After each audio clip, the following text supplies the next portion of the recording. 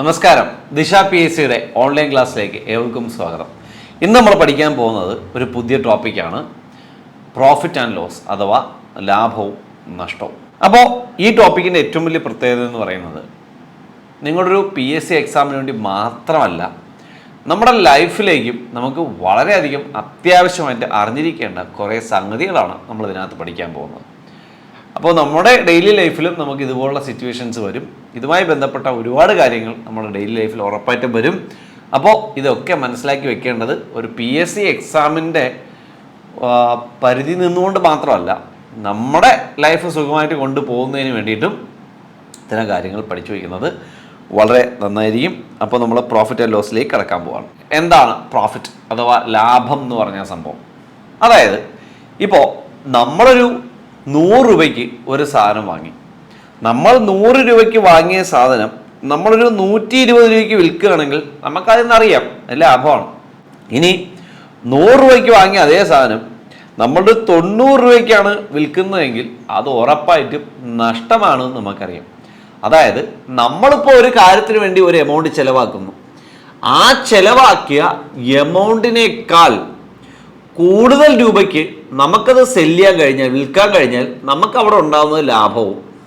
അതേസമയം നമ്മൾ വാങ്ങിയതിനേക്കാൾ വില കുറച്ചാണ് നമ്മൾ വിൽക്കേണ്ടി വരുന്നതെങ്കിൽ നമുക്കത് നഷ്ടമായിരിക്കും.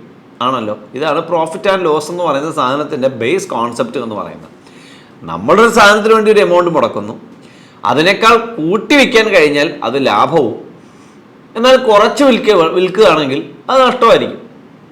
പിന്നെ ഇതിനകത്ത് വ്യക്തമായിട്ട് നിങ്ങൾ മനസ്സിലാക്കേണ്ട കാര്യം, ഇത് നമ്മുടെ പ്രോഫിറ്റ് ആൻഡ് ലോസ് എന്ന് അതിനെ പറയുന്നെങ്കിലും ഈ ടോപ്പിക്കിന് മറ്റൊരു പേരും കൂടിയുണ്ട്. എന്താണെന്നറിയോ? കച്ചവട ഗണിതം, അതായത് കച്ചവട കണക്ക്. ഇത് ഫുള്ള് ആരെക്കുറിച്ചാണ്? കച്ചവടക്കാരനെ കുറിച്ചാണ്. അപ്പോൾ ഇതിനകത്തുള്ള ചോദ്യങ്ങൾ നിങ്ങൾ ചെയ്യുന്ന നിങ്ങൾ ഓർമ്മിക്കേണ്ട ഒരു കാര്യം, നിങ്ങൾ കച്ചവടക്കാരനാണ് എന്നൊരു മൈൻഡ് സെറ്റിൽ വേണം ഈ പ്രോബ്ലം ചെയ്യാൻ. അതായത് ഈ ചോദ്യത്തിൽ ഒരു കച്ചവടക്കാരനെ കുറിച്ച് പറയും, കട ഉടമയെ കുറിച്ച് പറയും. ആ കട ഉടമ അല്ലെങ്കിൽ കച്ചവടക്കാരൻ എന്ന് പറയുന്നത് നിങ്ങളാണ് എന്നുള്ളൊരു ബോധ്യത്തിൽ ചെയ്യണം. ഓക്കെ, അയാളുടെ മനസ്സിലൂടെ വേണം നിങ്ങൾ ആ കാര്യത്തെ ചിന്തിക്കാൻ. അല്ലാതെ ഒരിക്കലും ഈ പ്രോബ്ലം ആരെക്കുറിച്ച്, ഈ ടോപ്പിക് ആരെക്കുറിച്ചല്ല, കസ്റ്റമറെ കുറിച്ചല്ല, അതായത് ഉപഭോക്താവിനെ കുറിച്ചല്ല. അതായത് കടയിലേക്ക് സാധനങ്ങൾ വാങ്ങാൻ കയറി വരുന്ന അല്ലെങ്കിൽ വാങ്ങുന്ന ഉപഭോക്താവ്, ആക്ച്വലി നമ്മളെല്ലാം ഉപഭോക്താക്കളാണ്. ആ ഉപഭോക്താവിനെ കുറിച്ചല്ല ഈ ചോദ്യം അല്ലെങ്കിൽ ചോദ്യങ്ങൾ എന്ന് പറയുന്നത്. ഈ ചോദ്യങ്ങൾ പ്യോർലി ആരെക്കുറിച്ചുള്ളതാണ്? കച്ചവടക്കാരനെ കുറിച്ചുള്ളതാണ്, കച്ചവടം ചെയ്യുന്നവനെ കുറിച്ചുള്ളതാണ്, കട ഉടമയെക്കുറിച്ചുള്ള ചോദ്യങ്ങളാണ് ഇതിന് നമുക്ക് പഠിക്കാനുള്ളത്. ഓക്കെ, അപ്പോൾ ഓർമ്മിക്കേണ്ട കാര്യം, നമ്മൾ മുടക്കുന്ന എമൗണ്ടിനേക്കാൾ കൂട്ടി നമുക്ക് വിൽക്കാൻ കഴിഞ്ഞാൽ അത് ലാഭവും, നമ്മൾ മുടക്കുന്ന എമൗണ്ടിനേക്കാൾ കുറച്ചേ വിൽക്കാൻ കഴിയുന്നുള്ളൂ എങ്കിൽ അത് ഉറപ്പായിട്ടും എന്തുമായിരിക്കും? നഷ്ടവുമായിരിക്കും എന്ന കാര്യം ഓർമ്മിക്കുക. ഓക്കെ, അപ്പോൾ നമുക്ക് ലാഭനഷ്ടം എന്ന് പറയാൻ നമ്മൾ ടോപ്പിക്കിലേക്ക് പോവാം. ഒന്നാമത്തെ ചോദ്യത്തിലേക്ക് പോവാണ്. ടൈപ്പ് 1. ഒരു കച്ചവടക്കാരൻ ഒരു നോട്ട് ബുക്ക് 60 രൂപയ്ക്ക് വാങ്ങി 66 രൂപയ്ക്ക് വിറ്റാൽ അയാൾക്ക് ലാഭമോ നഷ്ടമോ എത്ര ശതമാനം? അപ്പോൾ ഒന്ന് ആലോചിക്കട്ടെ. 60 രൂപയ്ക്ക് വാങ്ങി, അയാൾ 66 രൂപയ്ക്ക് വിറ്റു. 60 രൂപയ്ക്ക് വാങ്ങി 66 രൂപയ്ക്ക് വിറ്റു. അതായത് അയാൾ 60 രൂപ മുടക്കിയപ്പോൾ അയാൾക്ക് 66 രൂപ തിരിച്ചു കിട്ടി. അപ്പോൾ അതിൽ നമുക്ക് ഒരു കാര്യം വ്യക്തമാണ്, അയാൾക്ക് ലാഭമാണ്. ഇത് മനസ്സിലാക്കാൻ പ്രത്യേകിച്ച് ഭയങ്കരമായ ബുദ്ധിയൊന്നും ആവശ്യമില്ല. 60 രൂപ മുടക്കി 66 രൂപ കിട്ടിയാൽ അയാൾക്ക് ലാഭമാണ് ഉണ്ടായത്. ഇനി എത്രയാണ് അയാളുടെ ലാഭം? അത് എത്ര രൂപയാണ്? 6 രൂപയാണ് ലാഭം. 6 രൂപയാണ് ലാഭം. ഓക്കെ, അപ്പോൾ ഈ ലാഭമോ നഷ്ടമോ എന്നുള്ള ചോദ്യത്തിന് നമുക്ക് ഉത്തരം കിട്ടി. അത് ഉറപ്പായിട്ട് എന്താണ്? ലാഭമാണ്. ഉറപ്പായിട്ട് എന്താണ്? ലാഭമാണ് കിട്ടിയേക്കുന്നത്. ലാഭമാണെങ്കിൽ നമ്മൾ കണ്ടുപിടിക്കേണ്ടത് ലാഭശതമാനമാണ്. ലാഭമാണ് വരുന്നതെങ്കിൽ നമ്മൾ കണ്ടുപിടിക്കേണ്ട ശതമാനം, എത്ര ശതമാനം ഉദ്ദേശിക്കുന്നത്? ലാഭശതമാനമാണ് നമ്മൾ കണ്ടുപിടിക്കേണ്ടത്. ഇനി ലാഭശതമാനം നമ്മൾ എങ്ങനെ കണ്ടുപിടിക്കും? നിങ്ങൾക്ക് എന്തിൻ്റെ ശതമാനം കണ്ടുപിടിക്കണമെങ്കിലും, നിങ്ങൾക്ക് ഏതിൻ്റെ ശതമാനം കണ്ടുപിടിക്കണമെങ്കിലും അതിൻ്റെ നമ്പർ മുകളിൽ എഴുതണം, താഴെ അത് ഉൾപ്പെടുന്ന നമ്പർ താഴെ എഴുതണം, × 100 എഴുതണം. അതായത് ഇവിടെ അയാൾക്ക് 6 രൂപയാണ് ലാഭം കിട്ടിയത്. ഓക്കെ, ഡിവൈഡഡ് ബൈ, എടാ എത്ര രൂപ മുടക്കിയപ്പോഴാണ് അയാൾക്ക് 6 രൂപ ലാഭം കിട്ടിയത്? അയാൾ 60 രൂപ മുടക്കിയപ്പോഴാണോ 66 രൂപ മുടക്കിയപ്പോഴാണോ? എത്ര രൂപയിൽ നിന്നാണ് അയാൾക്ക് ലാഭം ഉണ്ടായത്? അയാൾ 60 രൂപ മുടക്കിയപ്പോഴാണ് ആ പുള്ളിക്ക് 6 രൂപ ലാഭം ഉണ്ടായത്. ശരിയല്ലേ? അപ്പൊ 60 രൂപയിൽ 6 രൂപ ലാഭം ഉണ്ടായി. ദെൻ പെർസെന്റിലാക്കാൻ ഇൻറ്റു 100, 0 0 വെട്ടി 6 6 വെട്ടി, ബാക്കി നമുക്ക് എത്രയെന്ന് കിട്ടി? 10%. അതായത് അയാളുടെ ലാഭ ശതമാനം എന്ന് പറയുന്നത് 10%. ഓക്കെ, ലാഭമാണോ നഷ്ടമാണോ? ലാഭമാണ്. അതുകൊണ്ട് അയാളുടെ ലാഭശതമാനം 10%. സിമ്പിൾ. അപ്പൊ ഇവിടെ നമ്മൾ ലാഭശതമാനം നമ്മൾ എങ്ങനെയാണ് കണ്ടുപിടിച്ചത്? ഇതിന്റെ ഇക്വേഷൻ നമുക്ക് ഇക്വേഷൻ വെച്ച് വേണമെങ്കിൽ പറയാം. എങ്ങനെ? ലാഭം ബൈ വാങ്ങിയ വില ഇൻറ്റു 100. ഈ വാങ്ങിയ വില എന്ന് വെച്ചാൽ മനസ്സിലായോ? അതായത് നമ്മളിപ്പോൾ പൈസ കൊടുത്ത് സാധനം വാങ്ങത്തില്ലടേ. അപ്പോൾ വാങ്ങാൻ വേണ്ടി നമ്മൾ ചിലവാക്കുന്ന വിലയാണ് വാങ്ങിയ വില. ഇനി കച്ചവടക്കാരൻ വിൽക്കത്തില്ലേ, അതാണ് വിറ്റ വില. ഇനി പരസ്യ വില എന്ന് പറഞ്ഞ സംഭവമുണ്ട്. അതായത് വേറെ ഒന്നുമില്ല, അതിനകത്ത് എഴുതി വെച്ചേക്കത്തില്ലേ 100 രൂപയാണ്, പിന്നെ അത് നമ്മൾ കുറച്ചൊക്കെയാണ് കൊടുക്കുന്നത്. ഇതാണ് പരസ്യ വില. പരസ്യം ചെയ്തേക്കുന്നത് മാർക്കറ്റ് വില, കമ്പോള വില, പരസ്യ വില, marked value, marked price, market price എന്നൊക്കെ പറയുന്ന സാധനം ഇതാണ്. പരസ്യ വില, കമ്പോള വില, മാർക്ക്ഡ് പ്രൈസ്, മാർക്കറ്റ് പ്രൈസ്, ചന്ത വില എന്നൊക്കെ പറയുന്നത് ഇത് തന്നെയാണ്. ഓക്കെ, അതായത് നമ്മൾ അതിനകത്ത് എഴുതി ഒട്ടിച്ചേക്കുന്ന വില. ഓക്കെ, അപ്പോൾ ഇങ്ങനെ വേണമെങ്കിൽ നമുക്ക് ഇക്വേഷൻ ആയിട്ട് പറയാം. എങ്ങനെ? ലാഭം ബൈ വാങ്ങിയ വില ഇൻറ്റു 100. അങ്ങനെ ഒരുപാട് ഇക്വേഷൻസ് ഇതിനകത്തുണ്ട്. ദയവേത് ഇക്വേഷൻസ് പഠിക്കാതെ പോകുന്നതായിരിക്കും നല്ലത്. കാരണം ഇക്വേഷൻസ് പഠിക്കാനാണെങ്കിൽ ഇതിനകത്ത് ഓരോ ടൈപ്പിനും ഓരോ ഇക്വേഷൻ ഉണ്ട്. അങ്ങനെ ഒരു 10-20 ടൈപ്പ് ഉണ്ട്, 20 കൂടുതൽ ടൈപ്പ് ഉണ്ട്, 10-30 ടൈപ്പ് ഉണ്ട്. 30 ടൈപ്പിനും 30 ഇക്വേഷൻസും പഠിക്കേണ്ടി വന്നു കഴിഞ്ഞാൽ ഇതിനകത്തുള്ള ഇക്വേഷൻസ് മാത്രമേ നിങ്ങൾക്ക് അപ്പോഴും മാത്രം പഠിക്കാൻ പറ്റുള്ളൂ, അല്ലെങ്കിൽ ടോപ്പിക് പഠിക്കുമ്പോൾ മാത്രമേ പഠിക്കാൻ പറ്റുള്ളൂ. അത് കഴിഞ്ഞ് എക്സാം ഹാളിൽ ചെല്ലുമ്പോഴത്തേക്ക് ഈ ഇക്വേഷൻസ് എല്ലാം അവിടെ തിരിഞ്ഞു പോകാനുള്ള സാധ്യതയുണ്ട്. സോ മാക്സിമം ഇതിനകത്ത് ഇക്വേഷൻസ് പഠിക്കാതെ നമുക്ക് ഡയറക്റ്റായിട്ട് നമുക്ക് ആ ഒരു കോൺസെപ്റ്റ് യൂസ് ചെയ്ത് ചെയ്യാൻ ശ്രമിക്കുക. ഓക്കെ, നമുക്ക് ആൻസറിലേക്ക് പോവാം. അപ്പോൾ ഇവിടെ ഈ ഇക്വേഷൻ നിങ്ങൾ ദയവ് ചെയ്ത് പഠിക്കാൻ നിൽക്കരുത്. ഇക്വേഷൻ നമുക്ക് അവിടെ വേണ്ട. നമ്മളോട് ഓർമ്മിക്കേണ്ട കാര്യം എന്ന് പറഞ്ഞാൽ ഇത്രയേ ഉള്ളൂ. അതായത് ഒരു കച്ചവടക്കാരൻ 60 രൂപയ്ക്ക് നോട്ട് ബുക്ക് വാങ്ങി 66 രൂപയ്ക്ക് വിറ്റു. അപ്പോൾ നമ്മൾ ഓർമ്മിക്കേണ്ട 6 രൂപ ലാഭം. എത്ര രൂപ മുടക്കിയപ്പോൾ 6 ലാഭം? 60 രൂപ മുടക്കിയപ്പോൾ 6 ലാഭം ഇൻറ്റു 100 കട്ട് ചെയ്യുമ്പോൾ നമുക്ക് 10% ഒന്ന് കിട്ടും. ഇത്രേ ഉള്ളൂ പരിപാടി. ഓക്കെ, നമുക്ക് അടുത്ത ചോദ്യത്തിലേക്ക് പോവാം. ഒരു കച്ചവടക്കാരൻ ഒരു കത്തി 90 രൂപയ്ക്ക് വാങ്ങി 100 രൂപയ്ക്ക് വിറ്റാൽ ലാഭമോ നഷ്ടമോ എത്ര ശതമാനം? ഒരു കച്ചവടക്കാരനെ ഒരു കത്തി 90 രൂപയ്ക്ക് വാങ്ങി 100 രൂപയ്ക്ക് വിറ്റാൽ ലാഭമോ നഷ്ടമോ എത്ര ശതമാനം? അപ്പോൾ നമ്മൾ മനസ്സിലാക്കേണ്ട കാര്യം, എടാ ഒരു കച്ചവടക്കാരൻ 90 രൂപയ്ക്ക് ഒരു കത്തി വാങ്ങിയിട്ട് പുള്ളി 100 രൂപയ്ക്ക് വിറ്റു. അപ്പോൾ കൂട്ടിയാണ് വിറ്റത്, സോ ലാഭമാണ്. എത്ര രൂപ ലാഭം? 10 രൂപ ലാഭം. ശരിയല്ലേ? ഈ 10 രൂപ ലാഭത്തിന് വേണ്ടി അയാൾ മുടക്കിയത് 100 രൂപയാണോ 90 രൂപയാണോ? നിങ്ങൾ പറ. 100 രൂപയാണോ 90 രൂപയാണോ? മുടക്കിയത് 90 രൂപയല്ലേ? പുള്ളി 90 രൂപയ്ക്കാണ് കത്തി വാങ്ങിയത്, അപ്പോഴാണ് 10 രൂപ ലാഭം കിട്ടിയത്. അപ്പോൾ 90 രൂപ മുടക്കിയപ്പോൾ പുള്ളിക്ക് 10 രൂപ ലാഭം കിട്ടി. എങ്കിൽ 90 മുടക്കിയപ്പോഴാണ് 10 രൂപ ലാഭം കിട്ടിയത്. എങ്കിൽ ലാഭശതമാനം കണ്ടുപിടിക്കാൻ 90ൽ 10 ഇൻറ്റു 100. ഈ 0 പോയി, ബാക്കി 100 ഡിവൈഡഡ് ബൈ 9. 100നെ 9 കൊണ്ട് ഹരിച്ചാൽ 9 100ൽ 11 പ്രാവശ്യം 11 9 99. 11 9 99. പിന്നെ ശിഷ്ടം 1 ഉണ്ട് 1/9%. 11 ആൻഡ് 1/9%.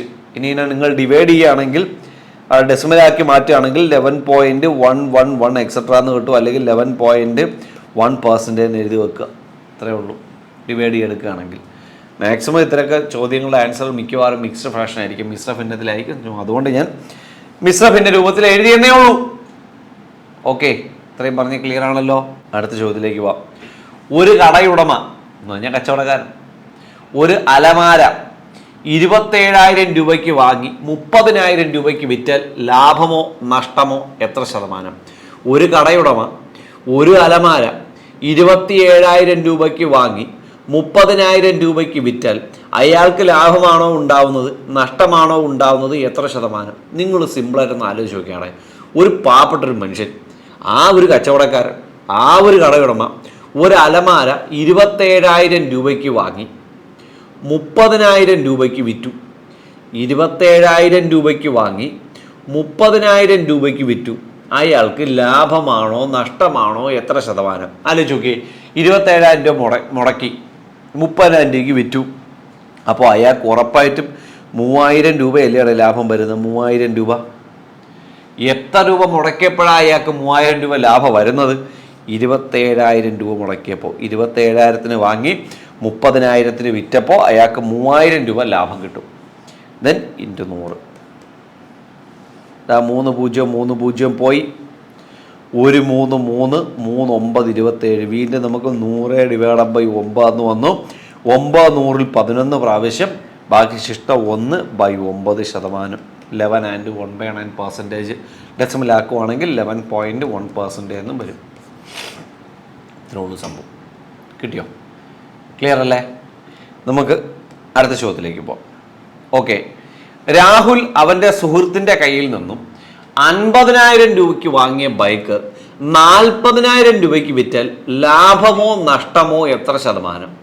അതായത് രാഹുൽ എന്ന് പറഞ്ഞൊരു പയ്യൻ, അവൻ ചെന്ന് അവൻ്റെ സുഹൃത്തിൻ്റെ കയ്യിൽ നിന്ന് 50,000 രൂപയ്ക്ക് ഒരു ബൈക്ക് വാങ്ങി. 50,000 രൂപയ്ക്ക് ഈ ബൈക്ക് വാങ്ങിയിട്ട് ഇയാൾക്ക് 40,000 രൂപയ്ക്ക് അത് വിൽക്കേണ്ടി വന്നു. നിങ്ങളൊന്ന് ആലോചിച്ച് നോക്കി, 50,000 രൂപയ്ക്ക് വാങ്ങിയ ബൈക്ക് 40,000 രൂപയ്ക്ക് വിറ്റ് കഴിഞ്ഞാൽ ലാഭമാണോ നഷ്ടമാണോ ഉണ്ടാകുന്നത് എന്ന് ഈ ക്ലാസ് കണ്ടുകൊണ്ടിരിക്കുന്ന ഒരു മനുഷ്യനെയും ഞാൻ പറഞ്ഞ് മനസ്സിലാക്കേണ്ട കാര്യമില്ല. കണ്ടുകൊണ്ടിരിക്കുന്ന ഏവനും മനസ്സിലാവും ഇത് നഷ്ടമാണ്. 50,000 രൂപയ്ക്ക് വാങ്ങിയ ബൈക്ക് 40,000 രൂപയ്ക്ക് വിറ്റ് കഴിഞ്ഞാൽ നഷ്ടമാണെന്ന് ഏവനും മനസ്സിലാവും. അപ്പോൾ നഷ്ടമാണ്. എത്ര നഷ്ടമാണ്? 10,000 രൂപ നഷ്ടമാണ്. ഈ 10,000 രൂപ നഷ്ടം പറ്റാൻ വേണ്ടിയിട്ട് ഈ രാഹുൽ എന്ന് പറഞ്ഞൊരു പാവം മനുഷ്യൻ അവൻ എത്ര രൂപയാണ് ചിലവാക്കിയത്? അവൻ ചിലവാക്കിയത് 40,000 രൂപയാണോ 50,000 രൂപയാണോ? അവൻ ചിലവാക്കിയത് 50,000 രൂപയാണ്. അപ്പോൾ 50,000 രൂപ മുടക്കിയപ്പോഴാണ് 10,000 രൂപ അവന് നഷ്ടം വന്നത്. അപ്പോൾ ഉറപ്പായിട്ട് കണ്ടുപിടിക്കാൻ നഷ്ടശതമാനമായിരിക്കും. ശതമാനമാക്കാൻ ഇൻറ്റു 100. അതായത് 4 വെട്ടി 5 കൊണ്ട് 100 വെട്ടി 20. ചുരുക്കി പറഞ്ഞാൽ പുള്ളിക്കാരന് 20% എന്താണ് ഉണ്ടായിരിക്കുന്നത്? നഷ്ടമാണ്. നമ്മൾ മുമ്പേ ചെയ്ത ചോദ്യങ്ങളിലെല്ലാം കച്ചവടക്കാരന് ലാഭമാണ് ഉണ്ടായതെങ്കിൽ ഇവിടുത്തെ രാഹുൽ എന്ന കച്ചവടക്കാരന് ഉണ്ടായിരിക്കുന്നത് 20% നഷ്ടമാണ്. ഓക്കെ, നഷ്ടമുണ്ടായത് കൊണ്ട് നഷ്ടശതമാനം വേണം കണ്ടുപിടിക്കാൻ. ഓക്കെ, നഷ്ടശതമാനം കണ്ടുപിടിക്കുന്നത് മനസ്സിലായല്ലോ. ലാഭശതമാനം എങ്ങനെ കണ്ടുപിടിക്കുമോ അതുപോലെ തന്നെ നഷ്ടശതമാനം കണ്ടുപിടിക്കുന്നത്. അവിടെ ഓർമ്മിക്കേണ്ടത് എത്ര രൂപയാണോ മുടക്കുന്നത് അത് വേണം താഴെ എഴുതാൻ. ക്ലിയർ ആണേ? ഓക്കെ, ഇത്രയും പറഞ്ഞ് ക്ലിയറാണ്. അപ്പോൾ നമുക്ക് അടുത്ത ടൈപ്പിലേക്ക് പോകാം. രണ്ടാമത്തെ ടൈപ്പ്. ഒരു കടയുടമ 50,000 രൂപ പരസ്യ വിലയുള്ള കമ്പ്യൂട്ടർ 45,000 രൂപയ്ക്ക് നൽകിയാൽ കിഴിവ് എത്ര ശതമാനം? അതായത് ഒരു കടയുടമ അയാൾ 50,000 രൂപ പരസ്യ വിലയുള്ള ഒരു കമ്പ്യൂട്ടർ 45,000 രൂപയ്ക്ക് നൽകിയാൽ കിഴിവ് എത്ര ശതമാനം? കിഴിവ് എന്ന് പറഞ്ഞാൽ വേറൊന്നുമില്ല, നമ്മുടെ ഡിസ്കൗണ്ട്. ഇതാണ് കിഴിവ്, ഡിസ്കൗണ്ട്. ഇതാണ് ഡിസ്കൗണ്ടിൻ്റെ മലയാളമാണ് കിഴിവ് എന്ന് പറയുന്നത്. ഒരു കടയുടമ 50,000 രൂപ പരസ്യ വിലയുണ്ട്. അതായത് ആ കമ്പ്യൂട്ടറിനകത്ത് എഴുതി ഒട്ടിച്ചിരിക്കുന്ന വില 50,000 രൂപയാണ്. ഇത് 45,000 രൂപയ്ക്ക് നൽകി എങ്കിൽ കിഴിവ് എത്ര ശതമാനം എന്നാണ് ചോദ്യം. അപ്പോൾ ഈ ചോദ്യത്തിൽ ഏതൊരാൾക്കും മനസ്സിലാവുന്ന ഒരു കാര്യമാണ്, 50,000 രൂപ പരസ്യ വിലയുള്ള സാധനത്തിൽ 45,000 രൂപയ്ക്ക് കൊടുക്കുകയാണെങ്കിൽ ഉറപ്പായിട്ടും അവിടുത്തെ കിഴിവ് അഥവാ ഡിസ്കൗണ്ട് 5,000 രൂപയായിരിക്കും. ഈ 5,000 രൂപ കിട്ടുന്നത് 50,000-ൽ നിന്നാണോ നമ്മൾ 5,000 രൂപ കുറച്ച് കൊടുക്കുന്നത്, അതോ 45,000-ൽ നിന്നാണോ 5,000 കുറച്ച് കൊടുക്കുന്നത് ആലോചിച്ചാൽ മതി. അത് നമുക്ക് ഈസി ആയിട്ട് മനസ്സിലാവും. 50,000 രൂപയെന്നാണ് 5,000 രൂപ കുറച്ച് കൊടുക്കുന്നത്. ചുരുക്കി പറഞ്ഞാൽ 50,000 രൂപയ്ക്കാണ് 5,000 രൂപ ഡിസ്കൗണ്ട്. അപ്പോൾ ഡിനോമിനേറ്ററിൽ ആര് വരണം? 50,000 വരണം. 50,000 രൂപയ്ക്ക് 5,000 രൂപ ഡിസ്കൗണ്ട് ഉണ്ട്. ദെൻ ഡിസ്കൗണ്ട് കിഴിവ് ശതമാനം കണ്ടുപിടിക്കാൻ ഇൻറ്റു 100. ഈ 3 0 വെട്ടി, ഈ 0 വെട്ടി 5 വെച്ച് വെട്ടിപ്പോയി. ലാസ്റ്റ് ഉത്തരം 10. അതായത് കിഴിവ് 10%. ഇത്രയേ ഉള്ളൂ. അപ്പോൾ ഓർമ്മിക്കേണ്ട കാര്യം, നമുക്ക് എപ്പോഴും ഈ ടൈപ്പ് ചോദ്യങ്ങളിൽ നമുക്ക് മെയിനായിട്ട് കൺഫ്യൂഷൻ വരുന്നത് ഡിനോമിനേറ്ററിൽ എന്ത് വരും, ഛേദത്തിൻ്റെ സ്ഥാനത്ത് എന്ത് വരും, ഇതിലാണ് നമുക്ക് ഇപ്പോഴും സംശയം വരുന്നത്. നമ്മൾ ആദ്യം പഠിച്ച ടൈപ്പിലാണെങ്കിൽ നമുക്ക് ഇത് തന്നെയാണ് എപ്പോഴും സംശയം വരിക. അതായത് താഴെ 27,000 ആണോ 30,000 ആണോ, അതേപോലെ താഴെ ഇവിടെ 90 ആണോ 100 ആണോ, ഈ കാര്യത്തിൽ മാത്രമാണ് നമുക്ക് സംശയം വരുന്നത്. അല്ലെങ്കിൽ ഇവിടെ ലാഭം എത്ര രൂപ നഷ്ടം എത്ര രൂപ എന്നുള്ള കാര്യത്തിൽ നമുക്ക് സംശയം വരില്ല. അതുപോലെ തന്നെ ഇവിടെ ഡിസ്കൗണ്ട് എത്ര രൂപ എന്നുള്ള കാര്യത്തിൽ നമുക്ക് സംശയം വരില്ല. അപ്പോൾ ഡിസ്കൗണ്ട് കൂടെ 5000 രൂപയാണെന്ന് നമുക്കറിയാം. ഡിനോമിനേറ്ററിൽ എന്ത് വരണം, ഛേദത്തിൽ എന്ത് വരണം? അപ്പോൾ ഇവിടെ ഓർമ്മിക്കേണ്ട കാര്യം, ഛേദത്തിൽ എന്ത് വരണം എന്ന് ചോദിച്ചാൽ നിങ്ങൾ അവിടെ ഓർമ്മിക്കേണ്ട കാര്യം 50,000 രൂപ പരസ്യ വിലയുള്ള സാധനത്തിനാണ് 45,000 രൂപയ്ക്ക് നൽകുന്നത്. അപ്പോൾ 5,000 രൂപ ഡിസ്കൗണ്ട് കൊടുക്കുന്നത് 5,000 രൂപയുടെ 50,000 രൂപയുടെ പുറത്താണ്. ഇവിടെ 5,000 രൂപ ഡിസ്കൗണ്ട് കൊടുക്കുന്നത് ഉറപ്പായിട്ടും ഏതിൻ്റെ പുറത്താണ്? 50,000 രൂപയുടെ പുറത്താണ്. 50,000 രൂപയ്ക്കാണ് 5,000 രൂപ ഡിസ്കൗണ്ട്. 50,000 രൂപയ്ക്കാണ് 5,000 രൂപ ഡിസ്കൗണ്ട്. 50,000 രൂപയ്ക്കാണ് 5,000 രൂപ ഡിസ്കൗണ്ട്. ഇത്ര മാത്രം ആലോചിച്ചാൽ മതി. അപ്പോൾ 50,000 രൂപയ്ക്ക് 5,000 രൂപ ഡിസ്കൗണ്ട് × 100. അടുത്ത ചോദ്യത്തിലേക്ക് പോകും. രമ്യ 2,000 രൂപ പരസ്യ വിലയുള്ള ബാഗ് 1,600 രൂപയ്ക്ക് സ്വന്തമാക്കിയാൽ അവൾക്ക് ലഭിച്ച കിഴിവ് എത്ര ശതമാനം എന്നാണ് ചോദ്യം. അപ്പോൾ ഇവിടെ മനസ്സിലാക്കേണ്ട കാര്യം എന്ന് പറയുന്നത്, എല്ലാവർക്കും മനസ്സിലാവും 400 രൂപയാണ് കിഴിവ് കിട്ടിയെന്ന്. എത്ര രൂപയെന്നാണ് 400 രൂപ കിഴിവ് കിട്ടിയത്? 2,000 രൂപയെന്നാണ് 400 രൂപ കിഴിവ് കിട്ടിയത് × 100. ആ 2 0 പോയി. ആ ഈ 0 പോയി. 2 കൊണ്ട് 4 വെട്ടി 2. 2 × 10 20. 20%. ഓക്കെ, ഇത്രയേ ഉള്ളൂ. ഓക്കെ, അപ്പോൾ 400 രൂപയാണ് ഇവർക്ക് കിഴിവ് കിട്ടിയത്. അതായത് 20% ഡിസ്കൗണ്ടാണ് ഈ വ്യക്തിക്ക് കിട്ടിയത്. ഓക്കെ, അല്ലെങ്കിൽ കടയുടമ അനുവദിച്ചത്. ഓക്കെ, അടുത്ത ടൈപ്പിലേക്ക് പോകുന്നു. ബാബു ഒരു മേശ 19,000 രൂപയ്ക്ക് വാങ്ങി 1,000 രൂപ കയറ്റിറക്ക കൂലിയായി നൽകിയ ശേഷം അത് 22,000 രൂപയ്ക്ക് വിറ്റാൽ അയാളുടെ ലാഭശതമാനം എത്ര? അപ്പൊ ഇവിടെ നമ്മൾ ശ്രദ്ധിക്കേണ്ട കാര്യം, ബാബു എന്ന് പറയുന്ന ഒരു കച്ചവടക്കാരൻ അല്ലെങ്കിൽ ഒരു കടയുടമ അല്ലെങ്കിൽ ഒരു വ്യക്തി, അയാള് ഒരു മേശ 19,000 രൂപയ്ക്ക് വാങ്ങി. 19,000 രൂപയ്ക്ക് മേശ വാങ്ങി അയാള് 1,000 രൂപ കയറ്റിറക്ക കൂലിയായി നൽകി. അതായത് ഇപ്പോൾ അയാളിപ്പോൾ എവിടെന്നെങ്കിലും 19,000 രൂപയ്ക്ക് ഒരു മേശ വാങ്ങിയിട്ട് അയാൾക്ക് തലേ ചുവന്നുകൊണ്ട് വരാൻ പറ്റൂലല്ലോ, വീട് വരെ അല്ലെങ്കിൽ കട വരെ, അയാളുടെ കച്ചവട സ്ഥാപനം വരെ തലേ ചുവന്നുകൊണ്ട് വരാൻ പറ്റൂല, മേശയാണ്. അപ്പോൾ അയാൾ 1,000 രൂപ കയറ്റിറക്ക കൂലിയായി നൽകി. അതായത് അവിടെ നിന്ന് ഇവിടം വരെ കൊണ്ടുവരാനും കയറ്റി ഇറക്കാനും ഒക്കെ ഉള്ള കൂലിയായിട്ട് 1,000 രൂപ നൽകി. എന്നിട്ട് അത് 22,000 രൂപയ്ക്ക് വിറ്റാൽ അയാളുടെ ലാഭശതമാനം എത്ര? അപ്പോൾ നിങ്ങളോട് മനസ്സിലാക്കേണ്ട കാര്യം, ഒരു കച്ചവടക്കാരൻ ഒരു സാധനം വിൽക്കുന്നതിന് തൊട്ട് മുൻപ് വരെ ആ വസ്തുവിൻ്റെ മേൽ ചെലവാക്കുന്ന എല്ലാ എമൗണ്ടും നമ്മൾ വാങ്ങിയ വിലയിൽ വേണം ഇൻക്ലൂഡ് ചെയ്യാൻ. മനസ്സിലായ? അതായത് ഇപ്പോൾ നമ്മളിപ്പോൾ ഒരു ബൈക്ക്, ഇപ്പോൾ ഞാനൊരു ബൈക്ക് സെക്കൻഡ് ഹാൻഡ് ബൈക്ക് കച്ചവടക്കാരനാണെന്ന് കരുതുക. ഇപ്പം ഞാൻ എന്ത് ചെയ്യുന്നു, ഒരു വ്യക്തിയുടെ നിന്ന് ഇപ്പോൾ ഒരാൾ, ഇപ്പോൾ മോഹിത് എന്ന് പറയുന്ന ഒരാൾ, മോഹിത് എന്ന് പറഞ്ഞ ഒരാളുടെ കയ്യിൽ നിന്ന് ഞാൻ എന്ത് ചെയ്യുന്നു, ഒരു ബൈക്ക് വാങ്ങുന്നു. ഈ ബൈക്ക് ഞാൻ 50,000 രൂപയ്ക്കാണ് വാങ്ങിയത്. ഈ മോഹിത് എന്ന് പറഞ്ഞ വ്യക്തി എനിക്ക് 50,000 രൂപയ്ക്ക് ബൈക്ക് തന്നു കഴിഞ്ഞാൽ ഞാൻ ഒരിക്കലും എന്ത് ചെയ്യത്തില്ല, ഈ ബൈക്ക് അതുപോലെ ഒരിക്കലും വിൽക്കില്ല. കാരണം ഈ ബൈക്ക് ഞാൻ അതുപോലെ വിറ്റ് കഴിഞ്ഞാൽ എനിക്ക് പ്രത്യേകിച്ച് ലാഭമൊന്നും ഉണ്ടാകത്തില്ല. അപ്പം ഞാൻ എന്ത് ചെയ്യും, ഞാൻ ഈ ബൈക്ക് ആദ്യം ഒരു നല്ല വർക്ക്ഷോപ്പിൽ കൊണ്ടുപോയി നല്ല വൃത്തിയായിട്ട് എന്ത് ചെയ്യും, അതിൽ പണിയൊക്കെ ചെയ്യും. എന്തെങ്കിലും കുറ്റങ്ങളും കുറവുകളും ഒക്കെ ഉണ്ടെങ്കിൽ നന്നായിട്ട് പണി ചെയ്യും. പണി ചെയ്ത് അതിനകത്തുള്ള കുറ്റങ്ങളും കുറവുകളൊക്കെ ആദ്യം ഞാൻ മാറ്റും. ശേഷം അത് നല്ല കളറൊക്കെ പോയി ഫേഡായിട്ടിരിക്കുകയാണെങ്കിൽ ഞാൻ അത് വന്നിട്ട് പെയിൻ്റൊക്കെ ചെയ്യും. അപ്പോൾ പെയിൻ്റൊക്കെ ചെയ്ത് നല്ല വൃത്തിയായിട്ട് അതൊരു പുത്തൻ വണ്ടി പോലെ ഞാൻ ആക്കി മാറ്റും. ശേഷമായിരിക്കും ഞാൻ എന്ത് ചെയ്യുന്നത്, എൻ്റെ കടയിൽ കൊണ്ടുപോയി മറ്റൊരാൾക്ക് വിൽക്കുന്നത് ആണല്ലോ. അപ്പോൾ ഈ പറഞ്ഞ വ്യക്തിയുടെ കയ്യിൽ നിന്ന് ഞാൻ ആദ്യം 50,000 രൂപയ്ക്ക് വാങ്ങിയിട്ട്, ഈ 50,000 രൂപയ്ക്ക് വാങ്ങിയിട്ട് എനിക്ക് ഇവിടെ ചിലവാക്കിയ പൈസ ഇല്ല, ഇതിൻ്റെ കൂടെ കൂട്ടേണ്ടടേ. നിങ്ങളൊന്ന് ആലോചിച്ച് നോക്കിയേ, ഞാൻ 50,000 രൂപയ്ക്ക് വാങ്ങി, ഞാനിപ്പോൾ അതിനകത്തൊരു 5,000 രൂപയ്ക്ക് പണി ചെയ്തു അല്ലെങ്കിൽ വൃത്തിയാക്കാനൊക്കെ ചെയ്തു, പിന്നെ ഞാൻ 5,000 രൂപയ്ക്ക് പെയിൻറ്റ് ചെയ്തു എന്നൊക്കെ പറയുമ്പോൾ ഈ മുടക്കിയ പൈസകളെല്ലാം തന്നെ ഏതിൻ്റെ കൂടെ ഇൻക്ലൂഡ് ചെയ്യണം? ഈ മോഹിത്തിൻ്റെ നിന്ന് ഞാൻ വാങ്ങിയ എമൗണ്ടിൻ്റെ കൂടെ ഇൻക്ലൂഡ് ചെയ്യണം. ഈ 50,000-ൻ്റെ കൂടെ ഞാൻ പണിക്ക് വേണ്ടി ചിലവാക്കിയ 5,000-വും പെയിൻറ്റിങ്ങിന് വേണ്ടി ചിലവാക്കിയ 5,000 കൂടെ കൂട്ടിയിട്ട് മൊത്തം 60,000 രൂപ വേണം ഞാൻ അതിൻ്റെ വാങ്ങിയ വിലയായിട്ട് കൺസിഡർ ചെയ്യാൻ. എന്നിട്ട് വേണം ഞാനത് വിൽക്കുന്നത് എത്ര രൂപയ്ക്ക് വേണമെന്ന് ഞാൻ തീരുമാനിക്കാൻ. അല്ലാതെ ഞാൻ 50,000 രൂപയ്ക്ക് വാങ്ങി എന്നിട്ട് ഞാൻ ഒരു 60,000 രൂപയ്ക്ക് വിറ്റ് കഴിഞ്ഞാൽ എനിക്ക് 10,000 രൂപ ലാഭമാണെന്ന് പറയരുത്. കാരണം ഇതിനിടയ്ക്ക് കുറേ ചിലവാക്കിയിട്ടുണ്ട്. ക്ലിയർ ആയോ?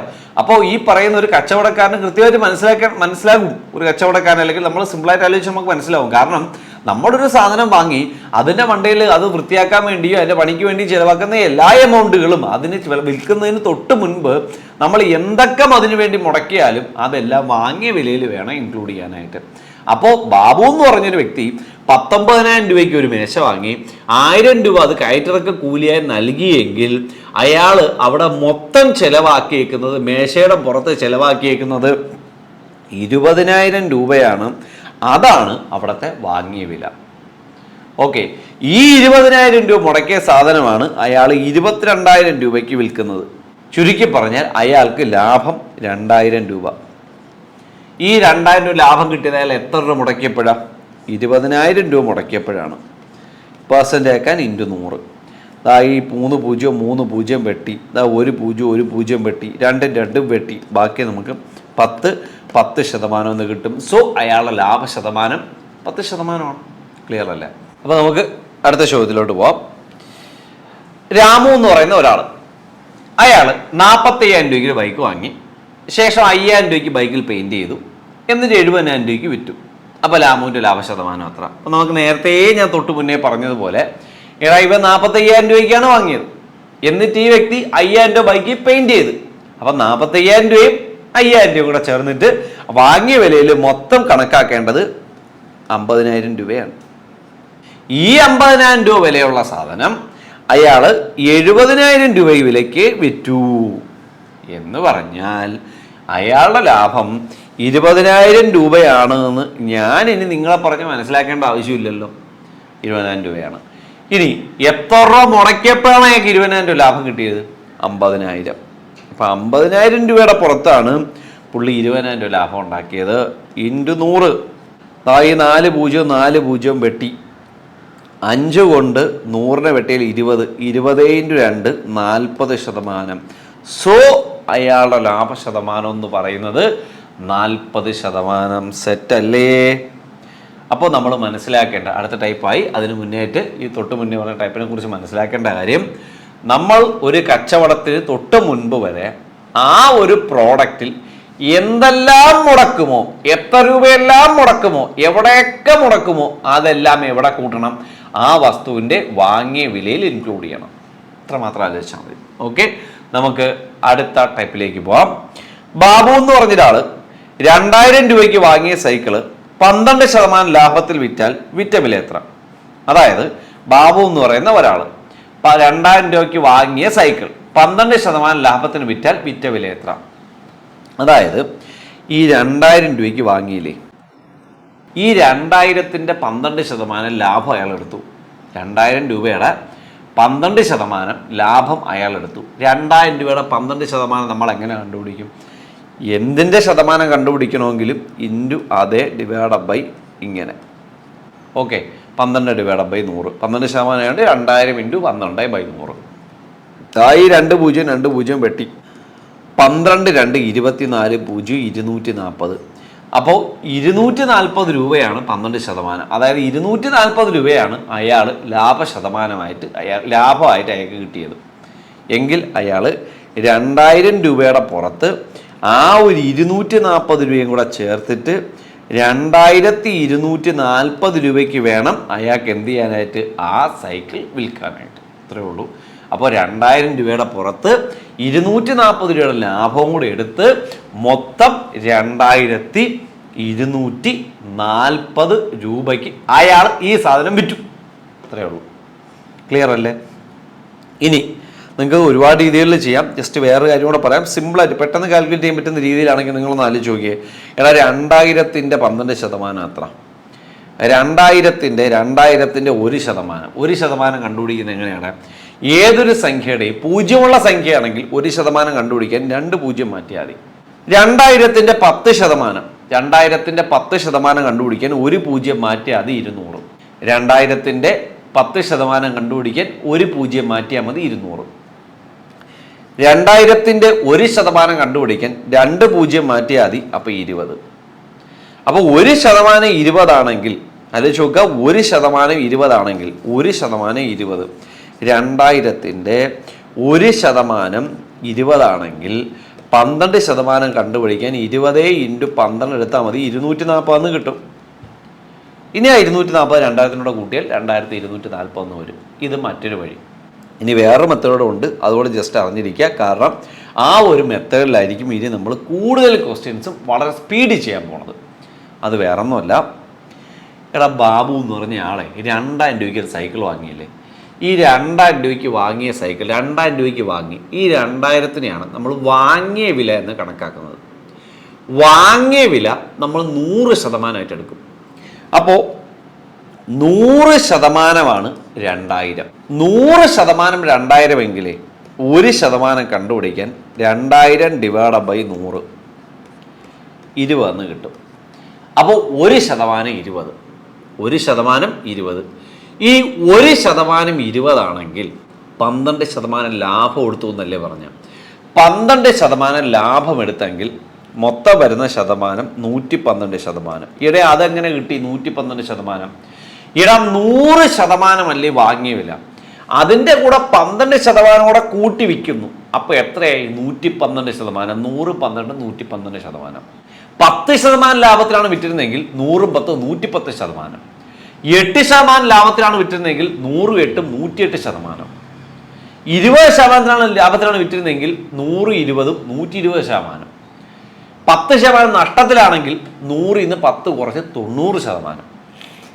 5% നഷ്ടത്തിലാണെങ്കിൽ 100 5 കുറച്ച് 95%. 5% ലാഭത്തിലാണെങ്കിൽ 100 5 കൂട്ടി 105%. അത്രയേ ഉള്ളൂ. അപ്പം 112% നമ്മൾ എങ്ങനെ കണ്ടുപിടിക്കും? 1% 20 അപ്പോൾ 112% കണ്ടുപിടിക്കാൻ ഇൻറ്റു 112. 112 ഇൻറ്റു 2 2 2 4 224. പിന്നെ ഒരു 0 കൂടെ ആകുമ്പോൾ 2240.